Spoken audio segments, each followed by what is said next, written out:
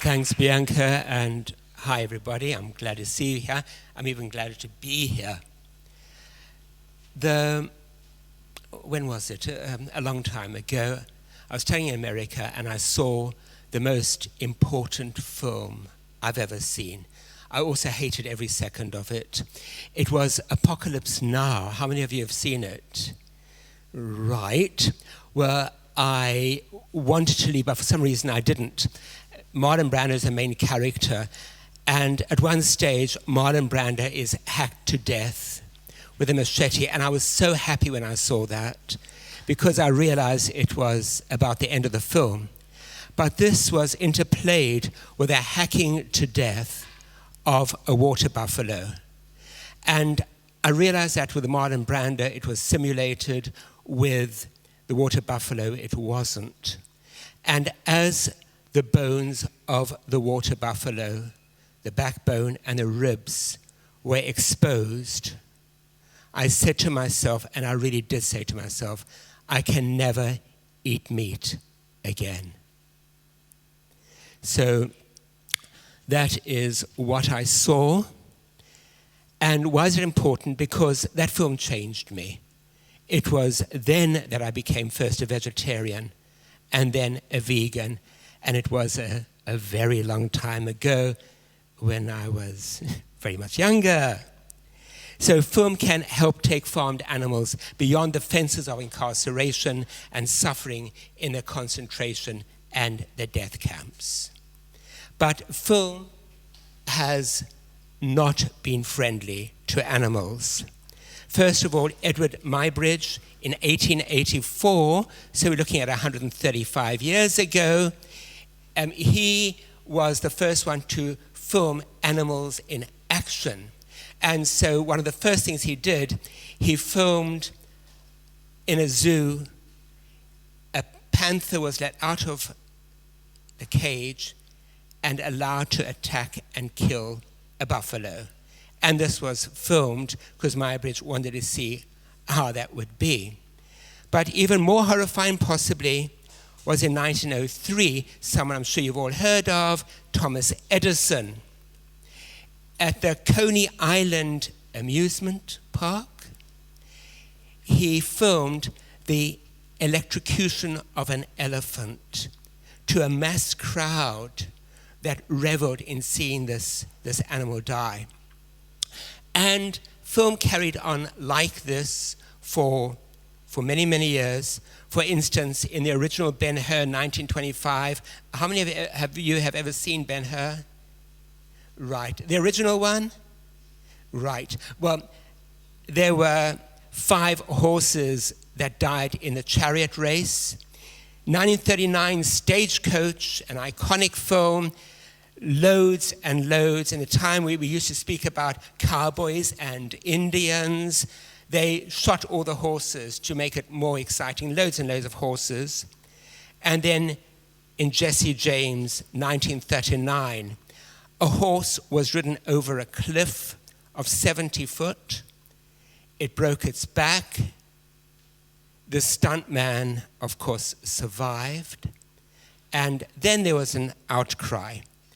But carrying on, Andrei Rublev, a Russian film in 1966, there was a horse was shot in the neck, and this was on screen. It was live. A horse was shot in the neck, thrown downstairs, stabbed, and then shot in the head. And the director said, well, that was quite okay because the horse came from the slaughterhouse. It was going to die anyhow, so what's the difference? Got away with it. In Weekend, a pig's throat was slit on screen. Pat Garrett and Billy the Kid. Here we had chickens buried up to their necks in sand, and then the heads were shot off. Has anyone ever seen it? I haven't. I'm keeping it that way. And Heaven's Gate with the killing of a horse, a car being disemboweled, pigs being slaughtered as well. So these are just examples. Now, in 1916, over 100 years ago, the British Boards of Censor said the second of their 43 conditions was cruelty to animals will not be allowed. Great. But they didn't say what cruelty was, so everyone got away with everything. In the Cinematograph Films Animals Act of 1937, they said it was a criminal offense to distribute or exhibit any film whose creation involved actual cruelty to an animal. That sounds good, but what exemptions were there? If filmmakers can demonstrate that they were unaware that distress was being caused, and to filming events such as butchery or ritual sacrifice, that would have occurred regardless of the camera's presence. So directors could say, well, yes, if you see with hindsight that the animals might have been hurt, or I just wasn't aware of it. And they got away with it. And of course, with butchery or ritual sacrifice, that's how Apocalypse Now got away with it. It was the way they do things there. It's a cultural thing. And they got away with it in these films. Now, the American Humane Association of 1989, and you've all seen this, haven't you? No animals were harmed in the making of this film, which is utter rubbish. Why? Because what about the animals that were harmed before? What happened to the animals afterwards? And no animals were harmed in the making of this film. So was the cast, were all the technical people, were they all given vegan food the whole time? Of course not. So that's a lie. Don't be taken in by that. And an example of this, how many of you have seen Free Willy? Well, Free Willy, it's wonderful. Yes, fantastic. And Okja is freed and is allowed to go free and everything. It's a wonderful story, heartwarming. Who was the actor? The actor was another orca called Keiko, which had lived a terrible life, a life in an aquarium. He had been trained all the time. But he was Willy, and Willy was freed. And yes, afterwards Keiko was freed as well. But Keiko was so traumatized, he died shortly afterwards. Now, how many of you, by the way, have read that brilliant Pulitzer Prize-winning book, shortlisted for the Booker, Richard Powers' The Over Story? Anyone? Okay, go and read it today. It is brilliant, published last year. In this, Adam Apich, one of the main characters, says twice, if you really want to know, I'm going to show off on page 366 and 488, he says, the best arguments in the world won't change a person's mind. The only thing that can do that is a good story. And that is where film comes in. Because film can tell a really good story to change a person's mind. Worked it with me, inadvertently, of course. Now, I'm going to give 2 examples from written things and then 2 examples from art, because that's where film comes from, writing and art. Isaac Bashevis Singer, 1997, in his last book, Shadows on the Hudson, he was a Yiddish writer who won the Nobel Prize for Literature. He says, or his main character, Grain, in this says, how could one serve God when one butchered God's creatures? How could one expect mercy from heaven when one spilled blood every day, dragged God's creatures to the slaughterhouse, caused them terrible suffering, shortened their days and years? He realized that even by eating milk and eggs, one was killing cattle and birds. So a story such as this, a novel such as this, can help change people's minds. And here's something slightly older. I'm going to ask you who wrote this. And as the butcher takes away the calf and binds the wretch and beats it when it strays, bearing it to the bloody slaughterhouse, even so remorseless have they borne him hence. And as the dam, the mother, runs lowing up and down, looking the way her harmless young one went, and can do naught but wail her darling's loss, so about a cow who's had her calf taken away. Who wrote that? Anyone? Play? Most famous English playwright? Shakespeare. In one of his worst plays, Henry VI, Part 2, written in 1591. And I have visions of a decent production of this play, either a film or a stage production, with this whole story on a back projection being shown. And then there's art. Now, how many of you attended the talk a very short while ago on this art for compassion? Yeah. Now, I said to them that it's really good. Sue Coe was mentioned. Remember, an English artist who is very, very involved in animal rights. And she has this modern man followed by the ghosts of his meat. So you have this man with a McDonald's package there, being followed by cows and goats and sheep and pigs and chickens. And it affects people when they see it. She wasn't original in her message because William Hogarth, the great English engraver in 1751, he speaks about the 4 stages of cruelty. His character there is Tom Nero, and the second stage is killing and harming animals. The first is schoolboys hurting animals, second is adults hurting animals, third one is adults hurting people, and the fourth one, yay, Tom Nero is dead. But here you'll see the horse in the foreground, you can see the horse there, and Tom Nero, the act of cruelty, beating the horse that has broken his leg because the carriage he was pulling was too heavy. But to the right of the screen, you'll see a sheep being hit by a drover, being beaten to death. In the middle, bull baiting. Also in the middle, you'll see an overladen donkey. And then just above Tom Nero, am I going to get there? Above the horse, you'll see a man writing down things, a man giving witness, a man who'll give testimony, a man who'll tell the world what it's like. And that's what the filmmaker does. That's what the filmmaker comes in for. Now, however, these wonderful writers on animal rights, and they are wonderful, forget about the effect that film can have. Ethan Smith and Guy Dauncey in Building an Ark, 101 Solutions to Animal Suffering. I read all of them. Not one mentions film. Carrie P. Freeman, for whom I have loads of respect, she's fantastic.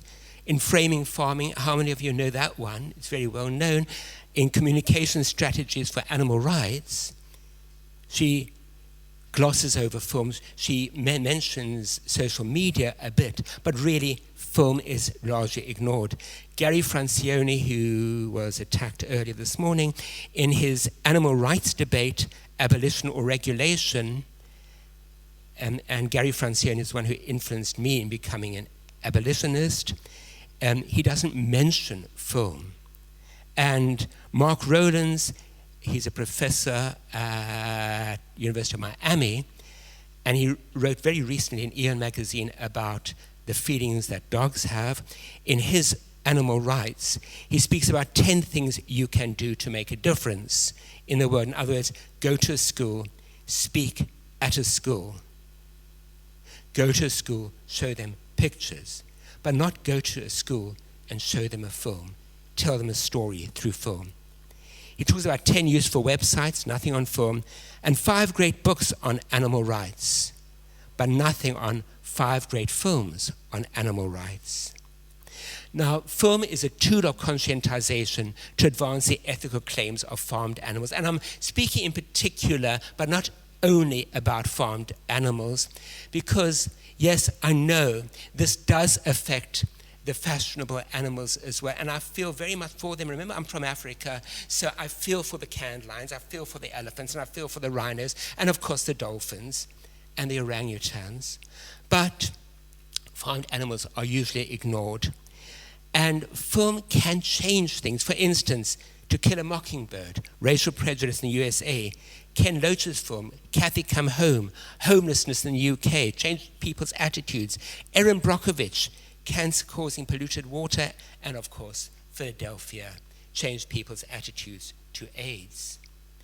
Now, a film Animal Rights Manifesto, appropriate farm, will be in line with the approach proposed by Nuria Almiro, Matthew Cohen, Carrie P. Freeman again in Critical Animal and Media Studies, Communication for Non-Human Animal Advocacy. It's a communication which they do mention, but I don't think enough. It is rooted in vegan anti-speciesism, and they contend that captive animals constitute the largest number of exploited and tortured animals in the name of human interests and are usually the most neglected in scholarly research. We should remember that one.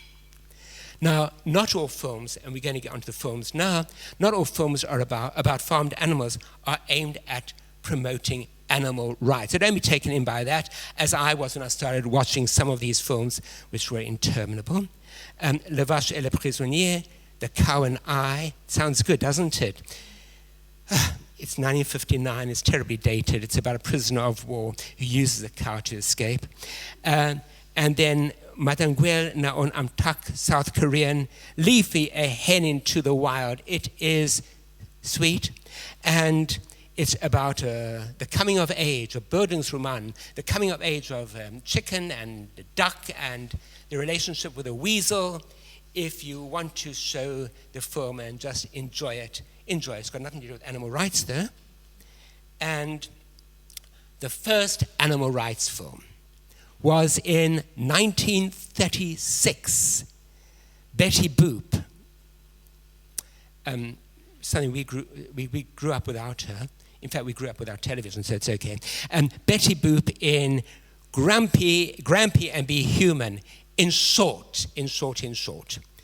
It's a delightful film, 12 minutes long, and in this film, Betty Boop looks out of her window and she sees a thug. What is he doing? He's whipping a dog. He kicks a cow for not giving enough milk. He kills a chicken for not laying enough eggs for him. And he whips a horse for being a horse. And Betty Boop can't handle it, and she phones Grampy, who runs an animal sanctuary, and says, Grampy, come and help me. So he comes, and Grampy manages to capture this thug and throw him into a pit where there's a treadmill, where the thug has to run. Have you seen it? Where he runs, and as he runs, all the animals are given food, and it's wonderful, and it's great, and it's such a charming film. Only the eggs are for the people, and the milk is given to cats and people. So it's more of an animal welfare one than an animal rights one, but it was the first one in 1936. And in it, Betty Boop, she starts this way, and she sings this. Now, I would have sung it, but only there's no piano here. That's the only reason I'm not going to sing it. And she sings this, be human, animals can cry. Be human, won't you even try? Don't think you're wonderful just because you weren't born with a tail and claws. Be human, have a tender word for every animal and bird. If we would all be human, the world would be in rhyme. So be human all the time. Unfortunately, as we know, she mixes up human with humane. Now, there are two major genres in film, documentary and narrative. With documentary, we've got de-individuation. Wow. What do I mean by that? So many of these documentaries, and they're wonderful, they have a mass of people. We don't, of animals, farmed animals, we don't see individuals as such. Very often they're just masses and masses, and that plays really into the hands and the ethos of the factory farmers who just see a mass as well. And when we see so many, and when we've shown certain films at home, in my country, when there's so many, it leads to a psychic numbing. people can handle 1 death, 2 death, 3 when they can relate to the creatures, but not when there are millions. It's what I call the Anne Frank syndrome. People read Anne Frank and they can relate to this girl, and from there they can extrapolate, and they can then relate to 6 million or 60 billion. So that's where a lot of documentaries do fail. I once saw, about 10 years ago, a documentary on a kosher slaughterhouse, which was horrendous.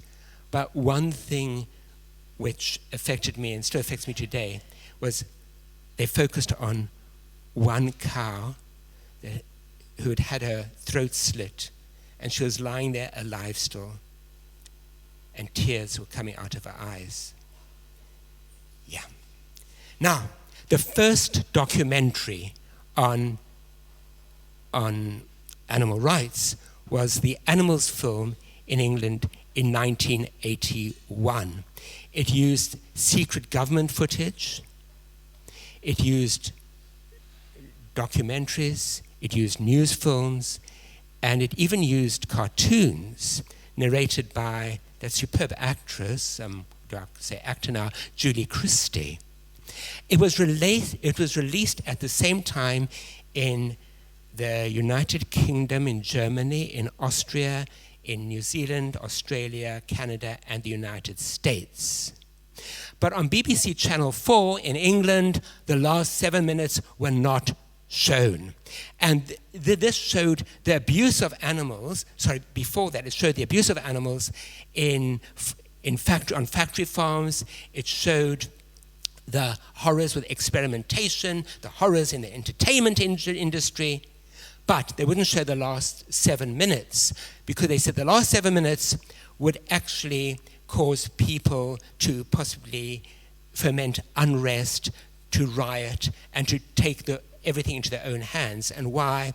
Because it showed what the Animal Liberation Front was doing, how they were trying to improve the world.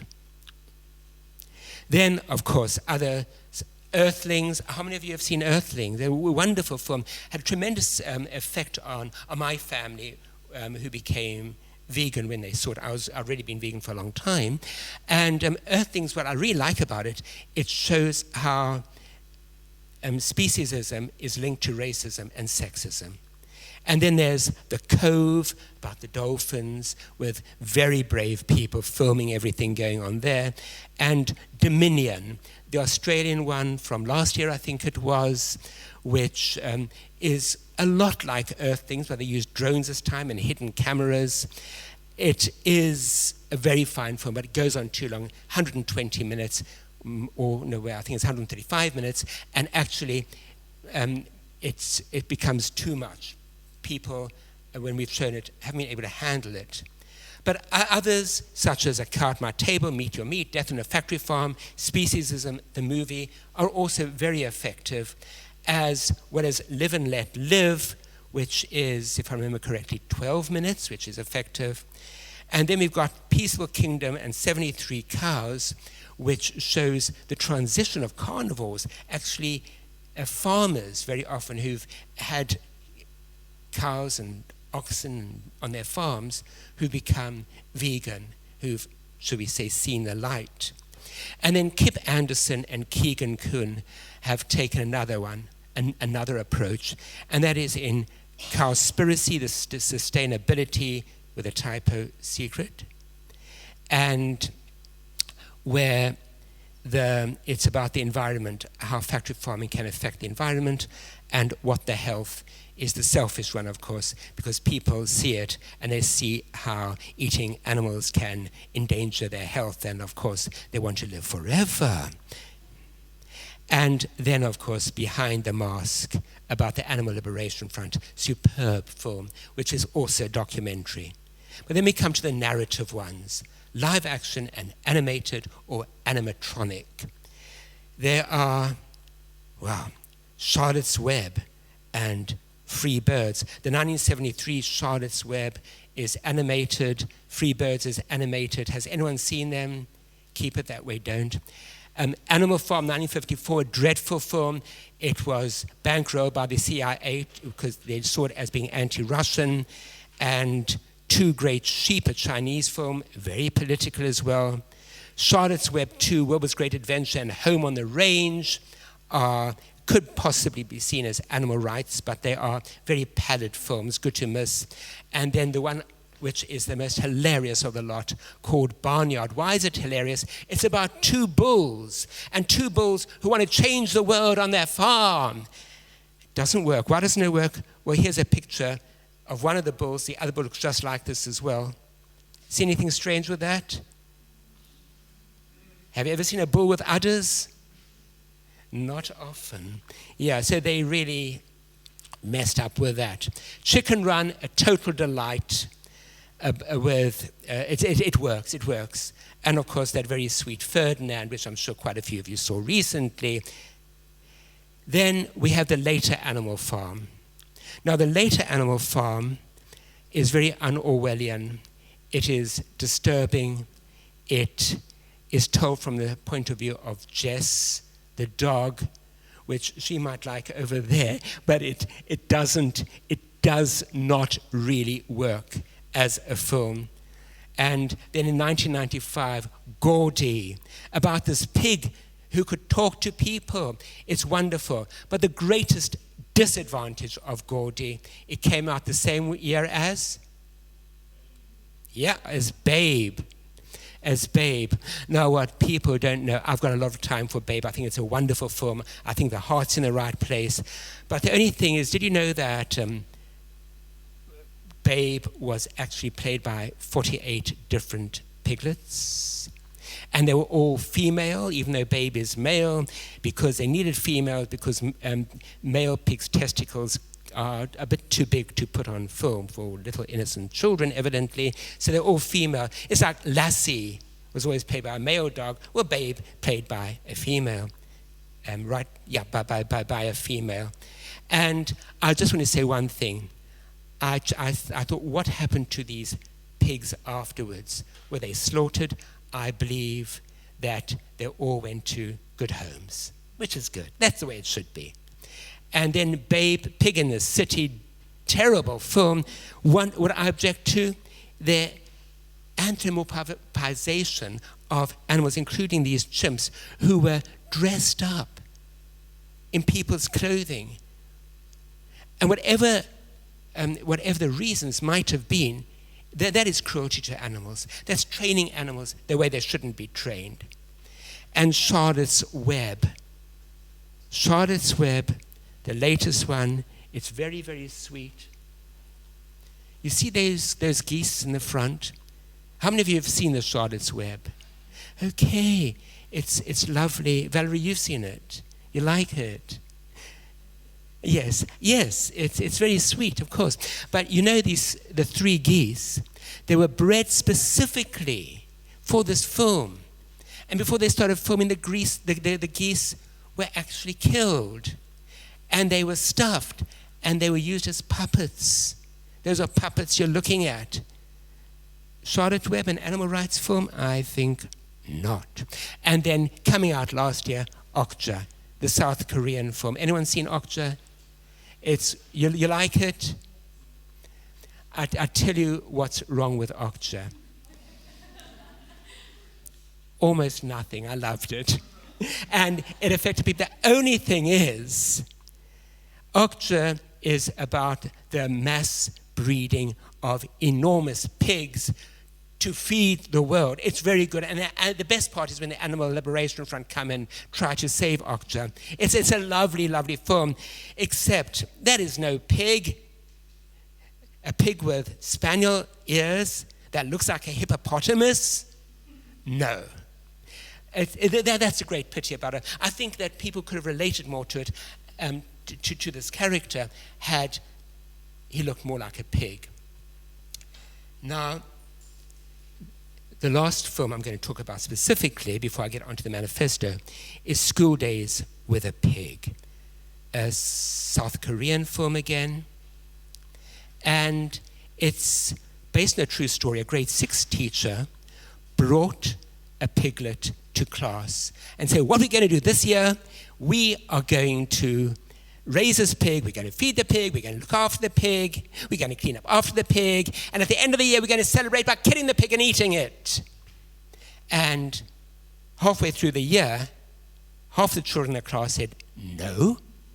Half the children in the class said, yes. And this film is about this whole story and about the debate about what should they do. But it's a lesson to us. If any of us are involved in teaching, if any of us wants to, has the influence in showing a film, show one of these films to the class and then discuss it. Let them discuss. And a good animal rights activist will make sure the discussion goes the right way. Okay, so we've got a testimony of filmmakers who make these films are giving testimony. They are a witness.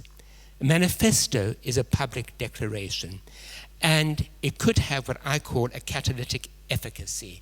What I mean by that is it could act as a catalyst. People see the film, and then they can change their way of acting, or it can consolidate the way they feel. In a wonderful book called Film Manifestos and Global Cinema Cultures, Scott McKenzie says, film manifestos are a creative and political engine, an often unacknowledged force pushing forward film theory, criticism, and history. They constitute calls to action for political and aesthetic changes in the cinema as catalysts for film practices outside the dominant narrative. And there have been no film manifestos yet for animals, let alone animal rights. Bill Nichols, in his film Quarterly, says, how to make manifest the spirit and intentions of a movement that has yet to triumph over an oppressive but dominant adversary. He wasn't speaking about animal rights, but it works. Issue a manifesto, stand up and speak out, rally and mobilize, go, galvanize and transform. Be bold, be ruthless, be uncompromising in the vision that will guide the transformation. Yes. Now, first cinema is regarded as corporate Hollywood. Very fashionable to speak out against that today. Second cinema, European, the auteurship, where the filmmaker, where the director expresses his usually, could be talking about years back, vision of the world. Third cinema, revolutionary, South America, 1960s, aimed at political goals. Fourth cinema, women's gazes and voices. And I'm proposing a fifth cinema, animal rights.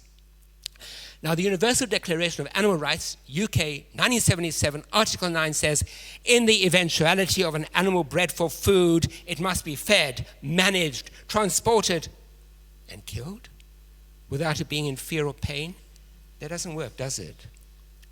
The Declaration of Animal Rights, New York, 2011, says all animals have the right to be free, to live their lives on their own terms, be physically and psychologically comfortable, have the right to live in their natural environment, grow to a rhythm natural to their species. They may not be abused for sport, entertainment, and commercial profit. Now, I'm sure we all can agree with that one.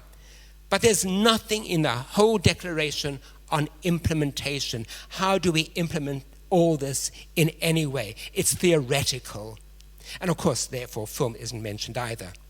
Now, some of you might have heard of Laura Mulvey, 1975. She spoke about the male gaze in film, how films are made from the male's point of view and women are sex object. Very, very controversial. And because she preferred not to mention other aspects such as women making film as well. But Jacques Derrida, in The Animal That Therefore I Am, says the animal looks at us and we are naked before it. Thinking perhaps starts there.